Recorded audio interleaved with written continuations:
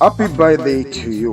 Adeshola, Adeola, Oluwadarasimi, Oluwafẹ́ràn, Oluwasemilore, Aishat. May God bless your new age. May you live long and prosper. May green be the grass you walk on. May blue be the sky above you. May pure be the joy that surrounds you. Happy birthday to you. Adeshola, Adeola, Aishat. It's high time to lead you to your father's heritage. Ńlẹ́, ọmọ Ẹ̀gbá, ọmọ Lísàbí agbègbè àkàlà. Àrídìí ogun lójú ogun. Ọmọ Aláké, ọmọ agbójó lọ́wọ́ ogun. Ọmọ Erinjogún ọlá, ọmọ ajógbẹrú, májógbẹ̀kọ. Orí ẹrú ní sinmi, ẹ̀kọ kì í sìnìyàn. Ọmọ Ìjẹmọ̀, ará Ìtàkì. Ìjẹmọ̀ rélé, ọba lóko wa. Ọmọ onílé àbókí, ọmọ ọlá, lọ́sùn yìí gbógun. Ìgbà ọlá, ẹ̀rín oyè. Olówó ni wọ́n ní Ìjẹmọ̀, ọlọ́lá ni wọ́n, ọ̀mọ̀wé ni wọ́n, olóògùn ni wọ́n, olóògùn ni wọ́n, babaláwo ni wọ́n nílé baba tó bí ọlọ́mọ. Happy birthday to you, Adeshola, Adeola, Oluwadarasimi. This birthday shout comes from your dad and your mom. They said they wish you many happy returns, age with grace, more wisdom, knowledge, and understanding. Happy birthday to you,